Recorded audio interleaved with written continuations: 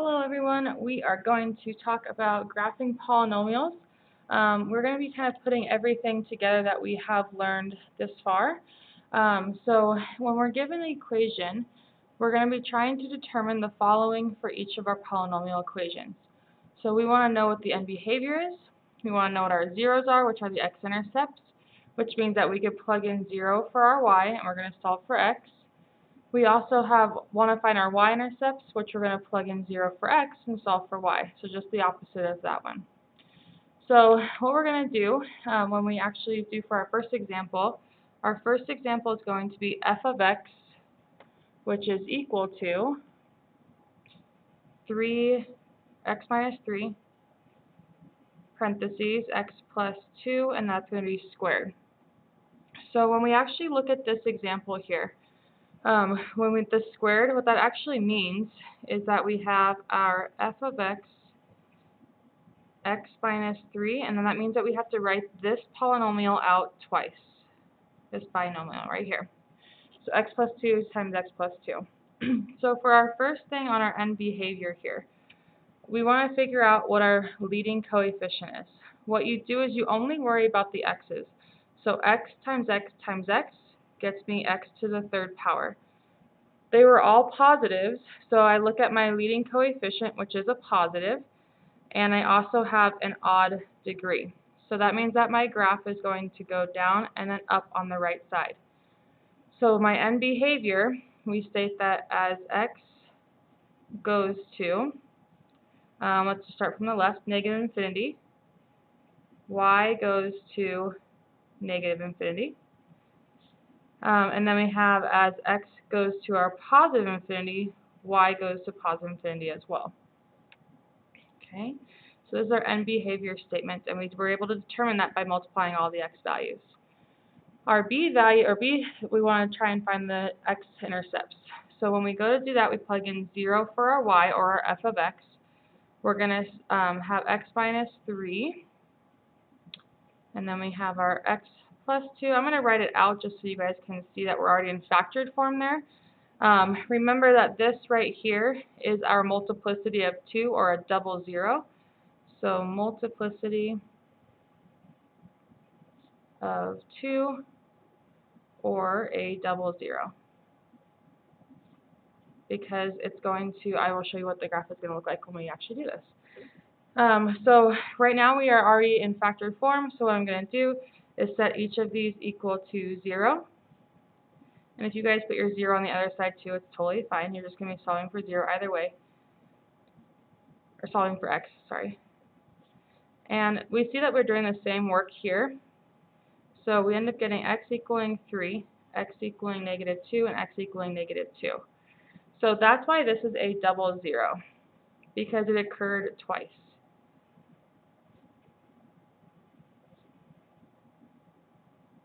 Occurs twice. And that's why it's called multiplicity of 2. So that is we have our x-intercepts. So we have our x that is equal to our negative 2, comma 3. And here we have a double 0 at 3.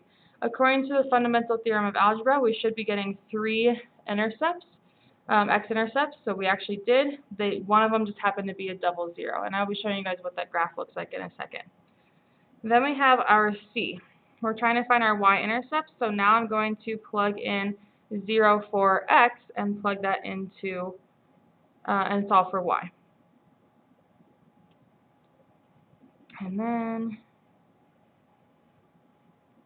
so we have our y equals, so 0 minus 3 is just negative 3, 0 minus 2, these are all being multiplied, is negative 2, and then we have a negative 2, oh, these are positives, I apologize, positive, positive, positive. So these are all being multiplied, negative times a positive, we're going to have a negative 6, and then negative 6 times 2, we get a negative 12. So this is now our y-intercept. If we saw this up as a point on our graph, we plugged in 0 for y, we got a negative 12 out on our actual graph. And again, if you saw these as points, this would be a 3, comma 0, because we plugged in 0 for y, and this would be negative 2, comma 0, because we plugged in 0 for x and solved for y. Okay, moving on to our next example, we have the f of x, which is equal to a negative x minus 5, x plus 3, x minus 1 squared. So again, we are going to find our end behavior. Remember that there are two of these again. So my end behavior, I have a negative x. So negative x times an x is x, negative x squared. Negative x squared, remember there's two of these, so negative x squared times an x squared would leave me with a negative x to the fourth power. So now I have a negative leading coefficient and an even degree. So that means that we would have both of our values pointing down. So as our x goes to negative infinity, our y is going to go to negative infinity. And as x goes to positive infinity, our y is going to go to negative infinity. They're both pointing down on both sides there. So that is our end behavior. We are now going to determine our x-intercepts. This time I'm not going to write out the 2's just because I want to show you guys that that's always going to occur twice. It's a multiplicity of 2. So I have 0 equals our negative x minus 5, x plus 3, x minus 1. And that's squared, so don't forget that one. So again, we're going to set each of these equal to 0. Negative 1 equaling 0, so if this looks like this, negative $1 can never equal $0, so this actually cannot be a factor. So now I'm just 0 equals minus 5, 0 equals x plus 3, and 0 equals x minus 1. I'm only going to do it once because you're going to get the same value. So I go ahead and add 5 here, subtract 3, add 1. And I get my x equaling 5, x equaling negative 3, and x equaling 1. Remember that this is your double root, or even called a multiplicity or a double zero. All those words are the same thing. So we have our x values at negative 3, 1, and 5. And again, double root here. So you end up having our 4 roots because we ended up having a double root at the 1. Our last thing we're finding is our part C. We are plugging in 0 for our x this time. So 0 minus 5, 0 plus 3, and 0 minus 1. That one's going to be squared.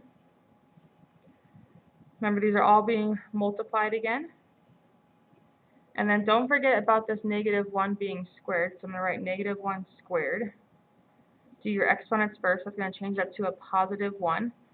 And then we can do our negative times a negative is all positive. So this will be positive times a positive times a positive. So 5 times 3 is 15, and 15 times 1 is 15. So our y-intercept is now going to be 0, 15. And again, this is our y-intercept, just like this one was our y-intercept. Okay, so what happens at a double zero slash root? We are going to be looking at that into our graphs. So it actually is going to bounce at that 0, and it will not actually cross the x-axis. So I want you guys to fill that in. The graph will bounce at that 0, so it's going to bounce at 1, and it's not going to actually cross the actual axis. So I'm going to show you guys that on our back of our notes. So now we're going to be actually looking at graphs. So when we have our graphs here, we're going to determine the equations of a polynomial. So we're going to be, we want to write them in standard form. So our first step is we're going to determine the sign of our leading coefficient. Then we're going to determine this if the function is the degree of the function, if it's even or odd. Then we're going to identify the x-intercepts, and then we're going to determine their key factors. We're going to keep them in factor form. We're going to add in our f of x and the sign of the leading coefficient that we found from here. And then we're going to multiply to get the factor form into standard form. Just those steps are there. I just want to make sure that you guys know that we have those values there. Okay, so let's go ahead.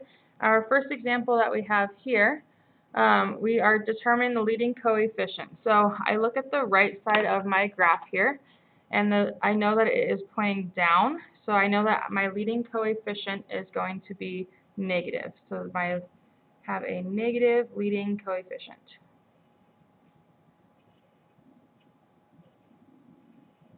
Okay, now we're going to determine if the function is odd or even. Since they are going opposite directions, my end behavior, we have an odd function. Now we're going to identify the x-intercepts. This is going through your x-axis. This is your x-axis. So it's going through, and it's actually going through the x-axis at -8. So we have our zeros, which are equal to -8. We have another one going through at -5, and another one going through at -3. So those are all of our zeros. We don't have any doubles because it's actually going through the x-axis. And then now we have our part 4 is our determine the factors, keep it in factored form. We don't have a y-intercept that we can actually visually see. We would technically plug in 0 for our x and solve for y. But what we're going to do is add an f of x in front of the sign of our leading coefficients. So if we have our f of x, oh, sorry, you guys, I skipped a step. I wanted to make sure that we were in factored form. So this right here, we're going to we found our zeros. Let's actually write them out as our factored form. So you're going to do the opposite sign because remember when you go to actually solve for these, they end up being opposite. So -3 ended up going to +3, +2 ended up going to -2. So those are our opposite factors. We're going backwards. So if we're at a -8, you have x plus 8, x plus 5, and an x plus 3. So that is our factored form of our actual zeros there. So now we're adding in our f of x here. So we have our f of x. This is the step I was trying to jump to. Write out your factored form.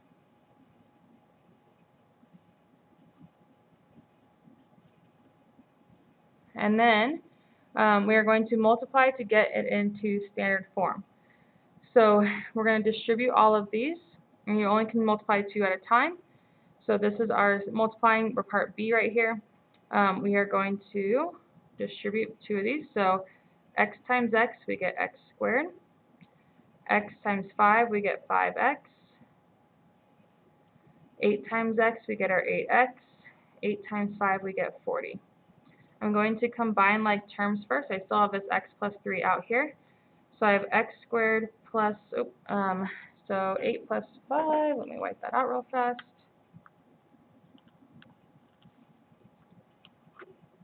13x now plus 40. This is all still being multiplied. So now I need to distribute the next one. So I have x squared times x. So we have x to the 3rd power. X squared times 3. 3x squared. 13x times x is a 13x squared. 13 times 3, I believe that is 39. And then we have our 40. So 40 times x and 40 times 3, we get 120. Okay, our last step, go ahead and combine like terms. The cubed has no more like terms. The 3 and the 13 going to become a 16x squared. 39 plus 40, we end up having 79x plus 120. So this is our polynomial that we are actually working with. However, we want to make sure that we have, we put the sign, so our leading coefficient should be negative. So you put that negative in there. And it is an odd function. We have a 3, so it ends up being an odd function. So this is our polynomial that we were able to just determine from our x-intercepts, knowing the end behavior, our odd function and leading coefficients there. Okay, we are going to do this one more example, and then I want you guys to try it on your own. And I just realized that we were supposed to put our negative back here. I will fix this in class, you guys, together. You're supposed to put your negative coefficient back on that step, just to give you a heads up. So for here, let's go ahead and just do number 1, determine the sign for the leading coefficient. so I know that they're both positive. So this is a positive leading coefficient. Number 2 is determine if it's an odd or even function. This is even because the arrows are both pointing up. And then our zeros that we have, this is going through at -4, then at -2, and then at 3. And this is where we have a double root. This is, see how it bounces right here? So that means that we have a double value, so we're going to have that squared value on that thing, on the 3. So here is our equation. F of x equals, we have a positive coefficient. This is where I should have put the negative in, you guys, back in the last example. And then we have let's do our factored form. So x plus 4, remember they're the opposites, x plus 2. And then we have our x minus 3. This is a double root, so we need to square it there. Okay. So then now I'm just going to distribute this, multiply these. So x times x is x squared. X times 2 is 2x. 4x and 8. Combine my like terms before I end up, I still have to square those two. Which you guys could have done x minus 3 times x minus 3 and gotten like terms down here, but I'm just going to show you step by step. So x squared plus 6x plus 8. I'm going to multiply it by one of these. I'm just showing you that I have 2 of them still. So I'm going to multiply this one first. So I get x to the 3rd power minus 3x squared. Now I'm doing my 6x plus 6x squared minus 18x. And now I'm going to do my 8, so plus 8x, and then minus 24. We still have this other 3 out here. Combine like terms again before I start distributing. So I have a positive 3x squared minus 10x minus 24. Makes the problem a little bit smaller. And then now I'm distributing again. So these are all my f of x's. These are your y values. And I have x to the 4th power minus 3x to the 3rd plus 3x to the 3rd. I'm on my 3x squared now. Minus 9x squared. Now I'm on my 10x, negative 10x squared, plus 30x, negative 24x, and then 24 times 3. Let me get my calculator real fast. 24 times 3. We end up having 72. I'm going to squeeze that in. It's a positive 72. Combine like terms. X to the 4th has no other like terms. These end up canceling out. We have a negative 19x squared. And then we have a positive 6x plus 72. So again, double check that we got our leading coefficient was positive. We have an even degree. That is our polynomial. Again, I will double check this one with you guys. I'll redo this one in class with you. But go ahead and you try to see what you guys got before you actually turn in your notes. I want you trying this on your own. Even if it's right or wrong, I just want you trying it. We'll go over it in class as well. See you then.